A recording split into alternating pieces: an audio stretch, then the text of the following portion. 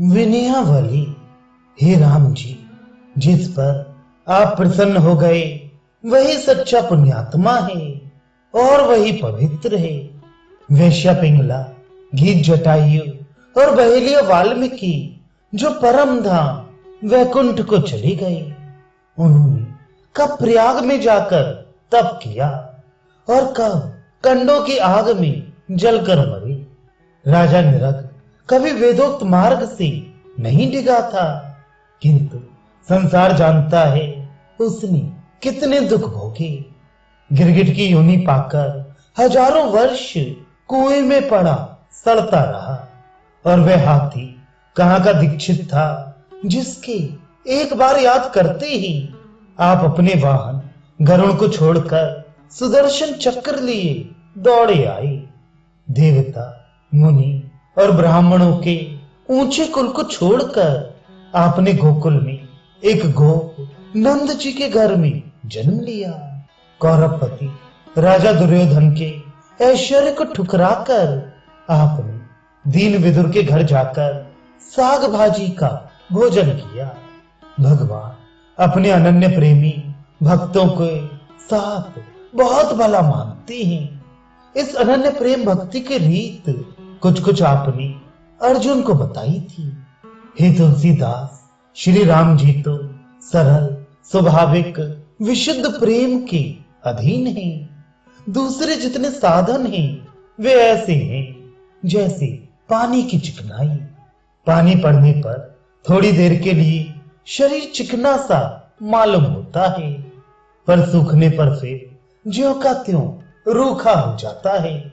इसी प्रकार दूसरे साधनों से कामना की पूर्ति होने पर क्षणिक सुख तो मिलता है, परंतु दूसरी कामना उत्पन्न होते ही मिट जाता है।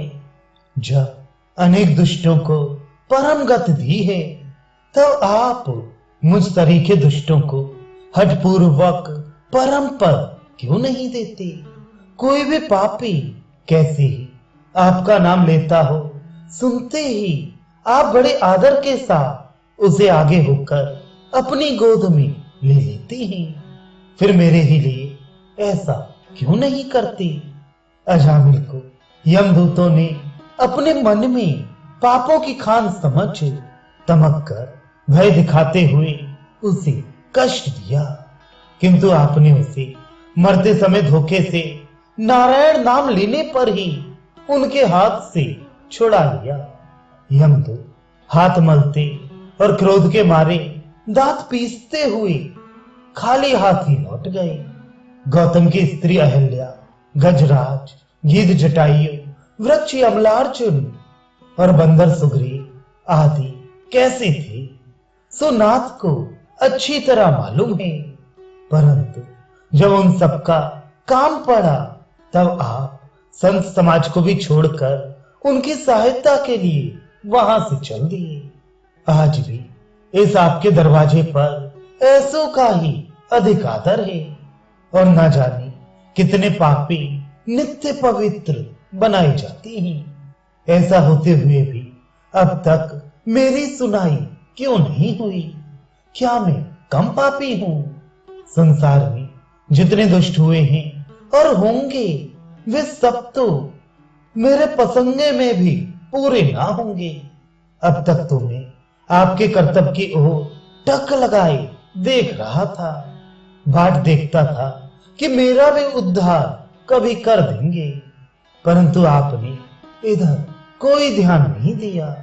इसलिए बस अब तुलसीदास आपके नाम का पुतला बांधेगा, क्योंकि मुझसे अब इतना उपहास सहन नहीं होता।